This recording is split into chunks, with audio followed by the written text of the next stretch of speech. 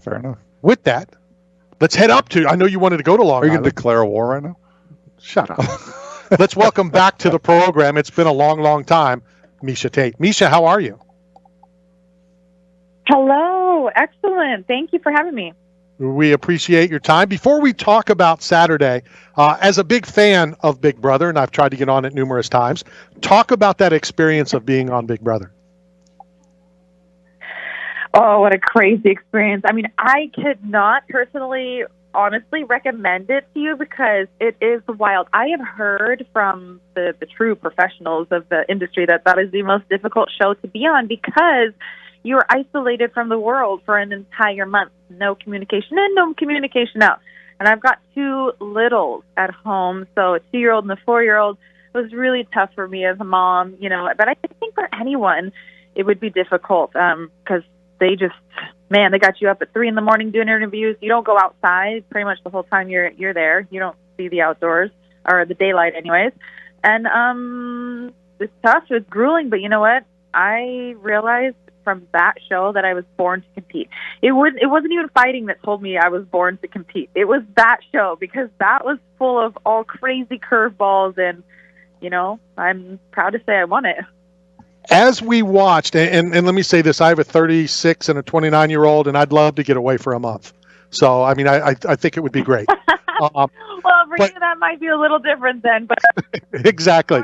So as we're watching, and obviously I wanted you to win with my MMA background, and I've covered the UFC since UFC 1 and blah, blah, blah, blah, blah. I guess the obvious question is, how did you survive every single, eviction? Man, there was only one where it was close and questionable. I felt like that I I was on the block, Right. I think I just navigated it really well. I think the majority of people were more afraid of me than not. So they wanted to be on my side because I was a great shield to get behind, like everybody knew that I would be evicted first. So they'd rather be protected by me, except by the time that it got to the point where I could even get evicted, I was just able to kind of keep the ball in my court. So I think I just was able to stay ahead of the curve. Yeah, it was definitely awesome. Now, were you a fan of Big Brother? Have you watched previous episodes? No, I'm just not a big TV person. I don't watch a lot of TV, but I did cram 2 seasons of Celebrity Big Brother in my brain before I went on the show. So I just kind of know at that point what I was getting myself into. I was able to familiarize myself a little, but I didn't know how to play the game, So that's why I think I really played an honest and straightforward game as well. So even though I joke about, people being afraid of me, I think they also respected me. Like, hey, if she says she's going to do this, it's like what she's going to do, and we can trust her.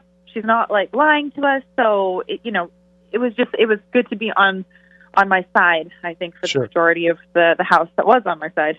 Sure. And one of my favorite of all-time Big Brothers, and it was way, way early, Dr. Will, who went on to win it, he was up for eviction, and he gets up to do his speech, and he goes, "You might as well keep me till the end because I dislike you all.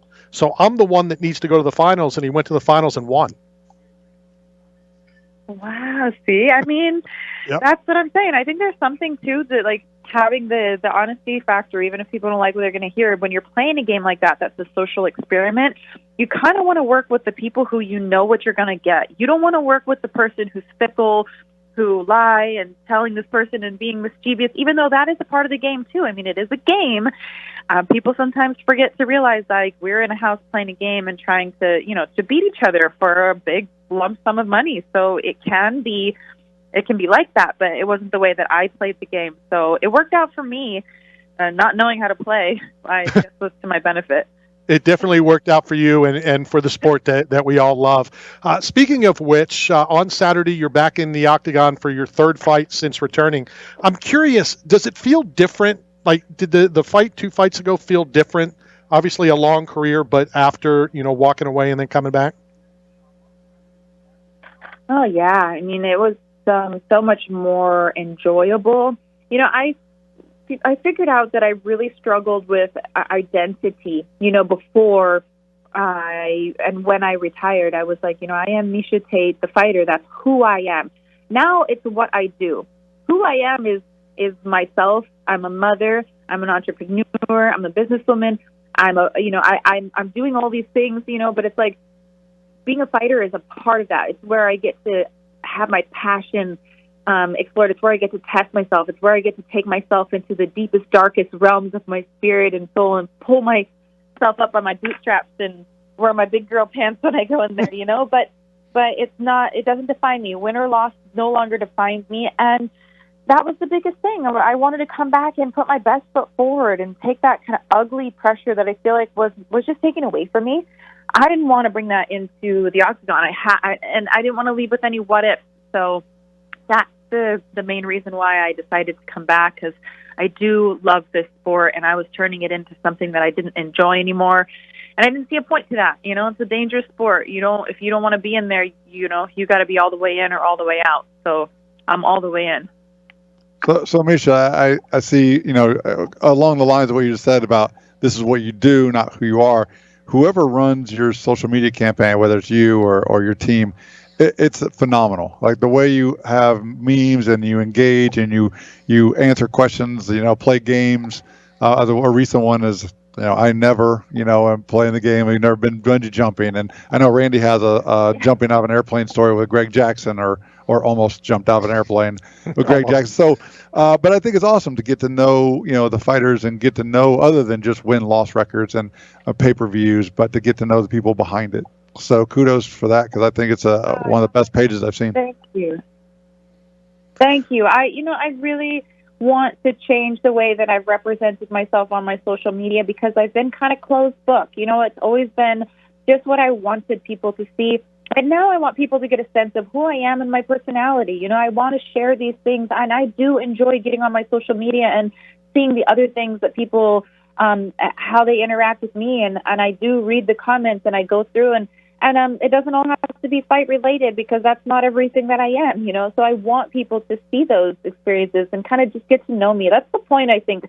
If you're going to have a social media page and account, I just didn't want it to be so dry anymore. I just felt like, it's so mundane. It's something I don't look forward to. And now I like doing this. I like putting those things out on social, because it gives me an opportunity to be who I am and accurately represent myself. I just have one critique for it, though. Uh-oh. Well, so your first car was a Kia Rio, is that correct? Yep. So for people like Randy to participate in the online challenge and games, there weren't cars when he actually was driving. So we got to make sure. Horse and buggy. We got to make sure it was something we can relate to. You're an idiot. Yeah. What was your first buggy then, or whatever, right? He's kidding. I'm not quite that old. The stagecoach, wasn't it? The Wells Fargo stagecoach? The Fred Flintstone mobile or whatever. I'm curious. Obviously, the fight on Saturday is earlier than normal, which is great for us old people, which means we can stay awake for it. How do you, or what do you need to do to get acclimated? So, yeah, exactly. Did you have to do anything? Do you have to do anything to, because I believe your fight kicks off at 2 in the afternoon, Eastern, which is really 11 a.m. for you guys on the left coast. Yep. Congrats. You can do math. How about that? I honestly, you guys, I'm going to let you in on a little secret. I am a morning person. I have a 2-year-old and a 4-year-old. So I'm up every day at 6:30. And I love the fact that I get to get this fight done earlier in the day, what would be 11 a.m. If I could wake up, warm up, and fight, that would be ideal for me. So this is closer to that than I've ever been able to hit that mark before. I like to do all my training sessions. Every hard session is always in the morning. So for me, that's exciting. I've trained my whole life to try to perform at night, and I can do that too. I can adjust if I need to, but this one I didn't even have to make any adjustments, because I'm like, are you kidding me? This is perfect. I couldn't have asked for something better. I personally don't love having to wait around all day and wait till nighttime to fight. I just want to get up and go. So this fight will be fun, because I get to do exactly that. And it's great for me, because then I can go to bed by 5:30, and everything will be good. Before I ask you about, I'll probably be celebrating. Hold on, I'll probably be celebrating on Saturday, so I won't have an early bedtime. But normally, I'm all about that life too. I'm like 9 o'clock, sweet. If I'm in bed by 9, I'm one happy camper. Yeah, that's good stuff. Before we talk about the fight on Saturday, I want to let you know that we broadcasted from International Fight Week Radio Row. We had Carrot Top on, and he brought up that you're his favorite fighter and that you've been to see his show. What did you take out of going to see the Top? The Top. Oh my God, he was so funny. What a unique, quirky guy. I mean, I actually got to have a conversation with him, and we've kind of stayed friends ever since. So he was great. I mean, I'd recommend his show to anybody. He's a total goofball, and he's the same way as he is on stage, off stage. And it was a good show. I should go see it again. I mean, it's been a long time. I should definitely go again. And it's definitely different. I've seen him a few times. We went and saw him that Friday of International Fight Friday, whatever that date was. And, the same quirky show, but different props, and it's hilarious. It's definitely worth seeing often. Yeah, well, thank you for reminding me of that again. I mean, I live in Vegas, so there's no excuse. Before we let you go, obviously, let's touch on Saturday night back in the Octagon. Give me your thoughts on Lauren Murphy. Oh, man, you guys, I am so excited for this fight. I don't know. Maybe it's the drop to 125, because I've never fought at 125 before. I've always fought at 135, and I always feel like I've been at a bit of a physical disadvantage, whether it be height, reach, or general size and weight. And this will be the first time that I feel like I'm fighting at the weight class I was always meant to. And just to remind you guys, like back when 2013, when the UFC finally inducted women into the UFC, 125 was not an option. So, and when I retired, 125 still wasn't in the UFC. So anyways, what I'm trying to tell you guys is just expect fireworks, because I feel like this will be the mark of my career. This is going to be the fight that launches me into the title fight with Valentina Shevchenko. It's going to make me a number one contender. Lauren Murphy is a very tough, gritty gal. I think she's mastered the basics, but she's not a creative fighter, and she's not the better athlete. I think I'm going to just do amazing things on Saturday. Stylistically, this fight is just perfect for me. And she's ranked in the top 5. So what a treat, what a welcome to 125. Get a win over her and solidify myself as the number one contender. And within this next year, I want to be the champ at 125. It would be great stuff. Are you okay with Seahawks and Russell Wilson being gone? We miss him. I miss him. I like Russell Wilson as a guy, as a player. I mean, I don't know him personally, but just the way he represents himself, of course, and an amazing player himself. But what are we going to do? When one door closes, another one opens. So we'll see what good things are to come. Absolutely. Miesha, thank you for your time. I know that we have your address. We're going to send you a care package from Oddsock Official, as well as a care package from 8 Man Strong, and a box of it's really cool. It's called Right to Trek.